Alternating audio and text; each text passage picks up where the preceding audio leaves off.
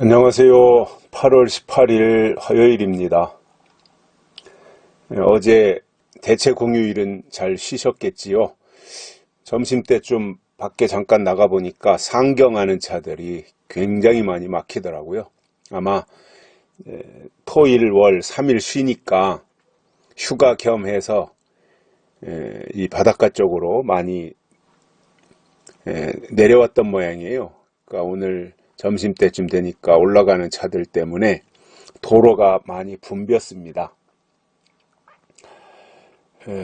여러 가지 코로나 사태로 어려운데도 가족들과 함께 휴가를 즐기고 가는 사람들이 가벼운 마음으로 또 무사히 그리고 코로나로부터 자유로워지는 그러한 날이 되기를 바라고요.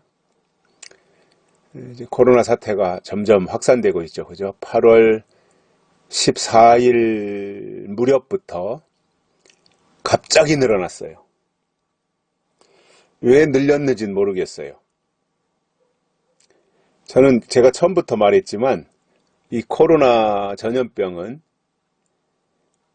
이 진단을 많이 하면, 검진을 많이 하면 확진자는 많이 나오게 돼 있고요. 검진을 적게 하면 확진자는 적게 나오는 거예요. 미국 같은 경우에는 검사를 엄청나게 많이 하니까 저렇게 확진자가 나오는 거고요. 우리나라는 검사를 줄여서 아주 적게 하니까 확진자가 작게 나오는 거예요. 우리나라가 뭐 하루에 하는 게 한 8,000개에서 9,000개 그 사이라는 것 같아요. 어느 방송에서 나오는 거 보니까 그러더라고요. 하루에 8,000개에서 9,000개. 그러니까 작게 하는 거죠. 굉장히 작게 하는 거죠. 그리고 이 진단 키트로 검사하는 기준을 까다롭게 올려놔가지고 아무나 하지도 않잖아요. 그러니까 검사를 적게 하니까 확진자가 적게 나오는 거예요. 저는 그렇게 생각을 하거든요. 지금도 의심되는 사람, 자기가 나 한번 해보고 싶다고 의심되는 사람들이 보건소에 가서 다 검진을 하게 하면 하루에 적어도 1,000명 이상씩은 나오리라고 봐요. 우리나라 인구 분포도나 이런 걸 볼 때. 그리고 우리나라가 이 인구 밀도가 높잖아요. 그리고 지하철 타고 출퇴근하고 주로 이제 그 수도권이나 도심지에는 사람들이 많이 한 빌딩 안에 몇천 명씩 근무하는 빌딩들도 있고 그러다 보니까 더 감염될 확률이 많은 거죠. 그런데 우리나라는 진단 조건을, 검사 조건을 높여놔가지고 진단 숫자를 줄여서 확진자 수가 그동안 적게 나왔던 것으로 그 예상이죠. 판단이 되고요. 아마도 이제 8월 14일 이 무렵부터는 이제 광화문 집회가 있으니까 아마 그거를 빌미로 뭔가 이제 그 책임을 전가시키기 위해서 진단을 많이 한 것 같은데 그러다 보니까 많이 나왔잖아요. 뭐 용인에 있는 교회에서도 나오고 사랑제일교회에서도 나오고 그 이외에 뭐 여기저기서 이제 많이 집단으로 나오는 상황이 됐어요. 그러자마자 이제 뭐 사랑제일교회가 마치 주범인 것처럼 언론이 몰아가고 있고 대통령도 한마디 한 것 같은데 정광훈 목사를 향해서 국민의 어떤 건강에 대해서 뭐 걱정하는 이야기를 했는데 정말 그게 걱정이 된다면 대통령의 입장에서 정광훈 목사님을 가지고 할 게 아니라 빨리 국경을 폐쇄해야죠. 지금이라도 정말 국민이 그 말 그대로 국민의 건강권이나 국민의 생명권이 그렇게 걱정이 된다면 정광훈 목사님을 가지고 말할 게 아니라 국경부터 폐쇄했어야 그 말이 맞죠. 근데 여전히 국경은 열어 제끼고 있고 뭐 계속해서 외국에서 우리나라에 유입되는 인원들이 많잖아요. 왜 그거에 대해서는 안 하고 있습니까? 그러면서 왜 교회는 탄압하려고 하는 거예요? 정말 국민이 걱정된다면 국경부터 폐쇄하세요, 지금이라도. 그래야 그 말이 설득력이 있는 거지. 국경은 다 열어 제껴놓고 광화문 집회하고 나니까 뭐 오늘은 또 뭐 엄청난 숫자가 나왔다고 하는데 2주 지나야 그게 된다면서요. 근데 뭐 엊그저께 15일날 토요일날 광화문 집회했다고 오늘 그렇게 엄청난 인원이 많이 확산되어서 확진자로 나온 게 그게 마치 뭐 정광훈 목사님이 광화문 집회에서 사람들을 모아놨기 때문에 거기서 확진자가 나온 것으로 매도해도 되는 겁니까? 국민을 너무 우습게 보는 것 같아요. 국민이 그렇게 어리석지 않습니다. 당신들이 더 어리석은 것 같아, 내가 보면. 자, 오늘 말씀은요, 로마서 8장 14절입니다. 무릇 하나님의 영으로 인도함을 받는 그들은 곧 하나님의 아들이라. 아멘. 자, 로마서 8장에서 하나님의 영에 대해서 바울이 굉장히 많이 강조를 해요. 사실 제일 중요한 거죠. 하나님의 영. 그래서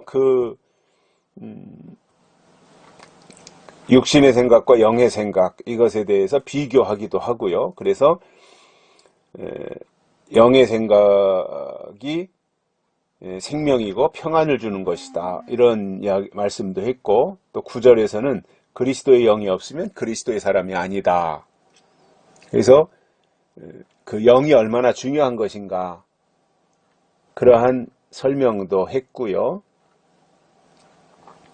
또 오늘 본문으로 읽어드린 14절에서는 하나님의 영으로 인도함을 받는 그들은 곧 하나님의 아들이다. 이렇게 말씀하고 있습니다.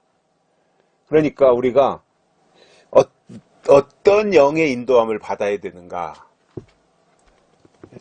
그게 중요한 거고, 바울이 지금 그 말씀을 하고 있는 거거든요. 율법의 영으로 인도함 받을 것인가, 아니면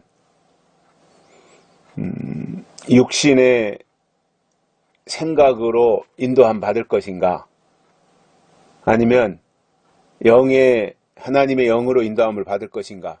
그러니까 인도함을 받는다고 하는 것은 그 방향으로 그 영이 주인이 된 거잖아요. 하나님의 영으로 인도함 받는다는 것은 하나님의 영이 내 안에 들어와서 나를 주장하고 장악하고 그리고 나를 이끌고 가시는 그 영을 말씀하고 있는데, 그래서 하나님의 영으로 인도함 받으면 그가 바로 하나님의 아들이라는 것입니다. 그래서 하나님의 아들이 누구냐? 하나님의 영으로 인도함 받는 게 하나님의 아들이에요. 그럼 하나님의 영이 뭐예요? 영은 하나님이시거든요. 또 영은 예수님이잖아요. 성령이기도 하고. 그러면 그게 이제 하나님의 영인데, 오늘 이 시대에 하나님의 영은 약속의 영이에요. 약속의 말씀을 통해서 우리에게 찾아오시는 그 영이 하나님의 영인 거지요. 그래서 성경에 보면 뭐 예언의 영도 있고 생명의 영도 있고 진리의 영도 있고 일곱 영도 있고 성령도 있고 여러 가지 영의 역사들이 기록이 되어 있잖아요. 거룩한 영도 있고. 그러면 그것이 이제 다 하나님의 영 속에 포함되어져 있는 것들인데, 그 영으로 인도함을 받으면 그 결과가 하나님의 아들이다라는 겁니다. 그래서 우리가 나 하나님의 아들 되게 해주세요, 하나님의 아들 되게 해주세요 할 것이 아니라 하나님의 영으로 인도함 받는 일에 열중하다 보면 하나님의 아들은 자동으로 되는 거죠. 결과니까. 그것은 그 길로 가면 그 끝자락에 당연히 도달하는 거잖아요. 엉뚱한 길로 가면서 거기로 가겠다고 하면 잘못되는 거죠. 길을 제대로 정해서 가야 올바로 내비게이션을 통해서 가고자 하는 길을 찾아갈 수 있는 거잖아요. 그래서 하나님의 아들은 결과예요. 과정은 하나님의 영으로 인도함 받는 거예요. 사람들은 과정은 생각하지 아니하고 결과만 좋은 것을 얻겠다고 하는 이 욕심꾸러기와 같은 생각을 가지고 신앙생활하는 사람들도 참 많아요. 염치가 없는 거죠. 그래서 하나님의 아들이 되는 것은 하나님의 영으로 인도함을 받아야 되는 거예요. 그래서 이 시대의 하나님의 영은 우리가 이제 진리축제를 통해서 제가 설명을 하겠지만 7영이죠. 하나님의 7영. 그것이 이 시대를 이끄시는 하나님의 영의 핵심인 거예요. 은혜 시대 때가 성령으로 인도하셨다면 마지막 때는 7영으로 인도하시는 거죠. 이제 그 차이점에 대해서는 제가 진리축제에서 설명을 할 거예요. 그래서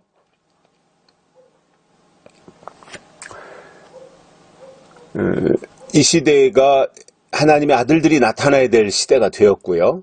모든 피조물들이 고대하는 하나님의 아들들이 나타나는 것이니라고 했으니까 다른 것은 그만두고 우리의 신앙생활하고 있는 사람들의 관심이 하나님의 아들에 있어야 되고, 그래서 하나님의 아들의 반열에 대열에 서면 그는 자동으로 하나님의 일을 감당하게 되는, 하나님의 더 큰 일도 이루어 드릴 수 있는 그 위치에 도달하게 되는 거예요.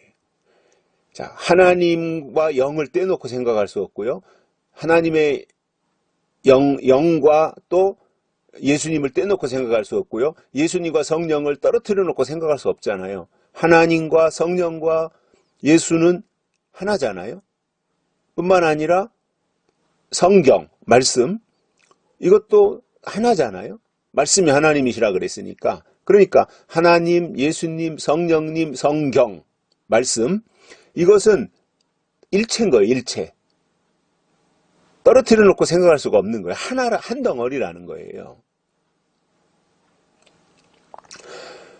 그리고 그 역사가 결국은 하나님의 아들들을 부르시는 방향으로 진행이 되는 거죠. 그래서 우리의 소원은 통일이 아니라, 우리 대한민국이야 물론 소원이 통일이지만, 그러나 우리 신앙인들은 우리의 소원은 통일을 뛰어넘어서 우리의 소원이 뭐냐면은 하나님의 아들로 나타나는 것입니다. 하나님의 아들이 되는 거예요. 그러기 위해서 하나님의 영의 인도함이 있어야 되는 거예요.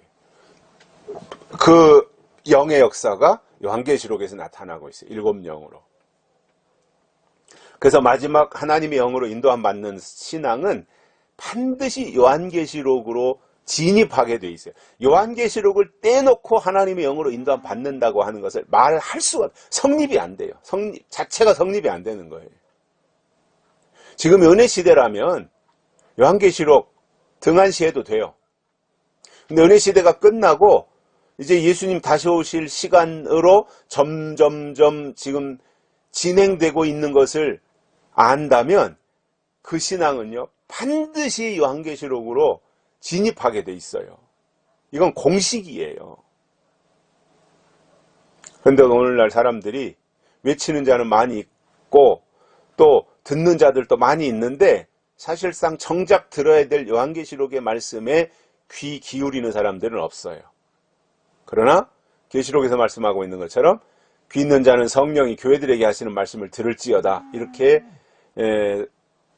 말씀하신 것처럼 이 시대는요, 성령이 교회들에게 하시는 말씀을 들어야 돼요.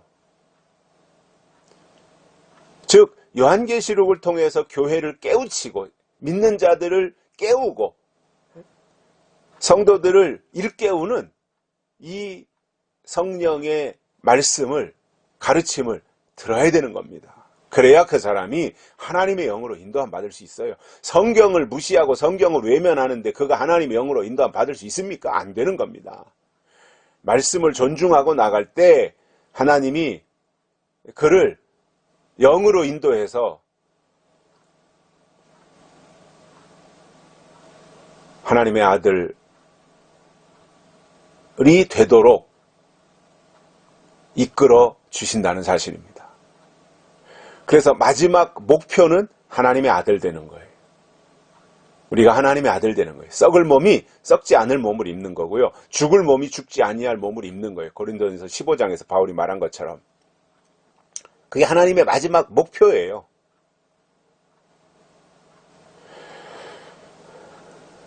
이러한 자리로 가기 위해서 꼭 우리 속에서 이루어져야 되는 일이 뭐냐? 하나님의 영으로 인도함을 받는 것입니다. 여기까지 하겠습니다. 감사합니다.